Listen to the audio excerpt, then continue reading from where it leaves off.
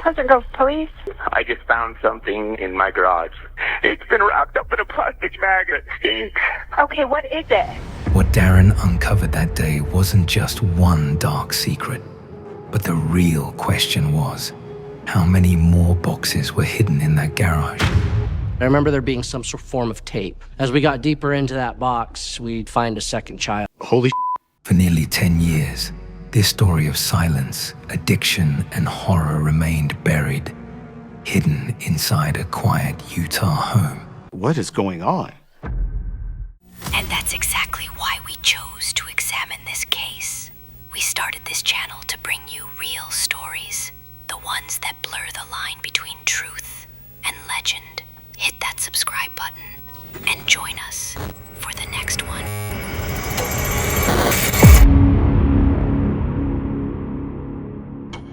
It was a quiet spring morning in Pleasant Grove, Utah. Darren West had just returned home after nearly a decade behind bars for drug charges. He was a free man again, or at least he thought he was. As he stepped into the family's old garage, dust, boxes, and clutter surrounded him. But among the mess, there was one box, strangely taped, strangely heavy. Something about it didn't feel right. When Darren pried it open, the air turned heavy.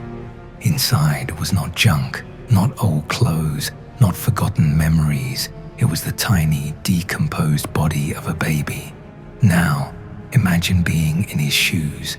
You just got out of prison trying to put your life back together. And this is the welcome you get. What would you do? Call the police? Or close the box and pretend you never saw it? So Darren did call the police, and that call would uncover one of the most disturbing cases in Utah's history. Pleasant Grove Police. Oh, yes, ma'am. Can I have an officer come to this address?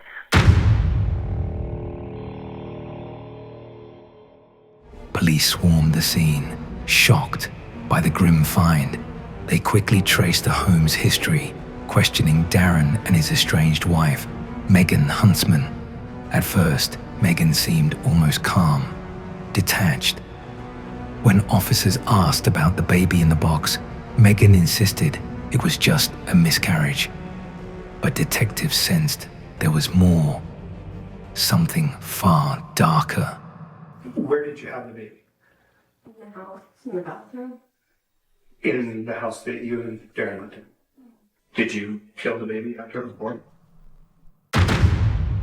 But before the detectives could even process her words, the phone at the station rang. Another officer, still searching the garage, reported, "We found another one."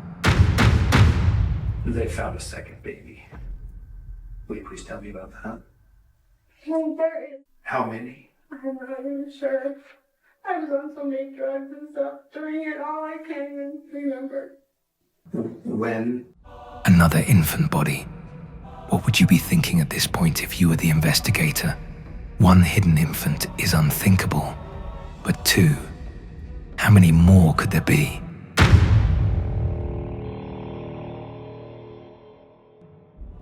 Confronted with the news, Megan's story cracked open further. She nodded. Yes, she had killed both the babies. On drugs so bad, I checked it. How did you choke it? Urine. Then, moments later, the phone rang again. And this time, another 3 bodies. Another 3 babies. I'm told that there is a 5th baby found at the home. Now it's becoming almost exhausting. How many could there be? How many times would that phone keep ringing? How many boxes were hidden in that garage? When pressed again, Megan finally muttered, How many do you think there would be? I'd say 8 or 9. 8, 9. How could a mother even lose count? Detectives froze. This was probably one of the longest days in my career. It was emotionally straining. The more Megan spoke, the darker the truth became. Between 1996 and 2006, she gave birth in secret, again and again. and almost every time, she killed the newborn within minutes of birth. She smothered them, strangled them, or pressed her thumbs against their throats.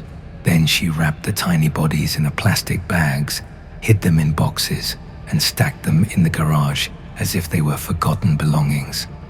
But here's the question that haunted police and neighbors alike. How could no one notice? Not her husband. So now detectives turned to Darren West. Could he really have lived in the same house, shared the same bed, and never realized his wife was pregnant 7 times? That's the only time I know. I was so messed up on freaking drugs, and I don't know what was going on. I can tell that you know about more than... He claimed he didn't know. He said he was too strung out on drugs, meth, cocaine, marijuana to see what was happening right in front of him. And when Megan seemed pregnant, she would tell him she had miscarried. But think about that for a moment. Would you believe Darren? Or would you suspect he was hiding something too? Then surely you would have known. Holy... But DNA tests brought clarity. Every single baby was Darren's. Still, investigators couldn't shake the question. If Darren was truly innocent, how did Megan keep such a horrifying secret for 10 years? When finally pressed, Megan revealed her twisted logic. She claimed she was too deep in meth addiction, too broken, too hopeless to raise another child. She already had 3 daughters who survived. She told police she simply didn't want any more children. So each time she discovered she was pregnant, she made her choice in advance. No hospitals, no help, just quiet killings, followed by plastic bags and cardboard boxes. But here's where the story chills even deeper. Megan didn't just kill once in a moment of panic. She repeated the cycle methodically, almost ritualistically for nearly a decade. When the news broke, Pleasant Grove couldn't believe it. Neighbors described Megan as quiet, even friendly. No one suspected that behind her garage door lay a morgue of her own making. In 2015, Megan Huntsman stood in court and pleaded guilty to 6 counts of first-degree murder. The judge sentenced her to 6 life sentences, 3 to be served consecutively, 3 concurrently.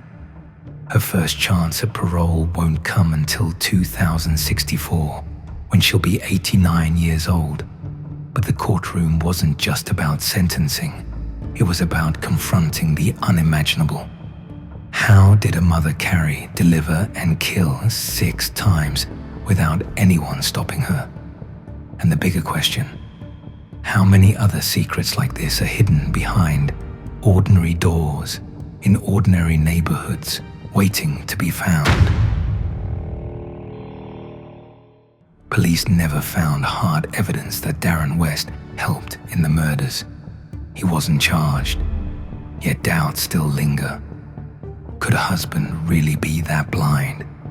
Or was it simply the perfect storm of addiction, secrecy, and silence?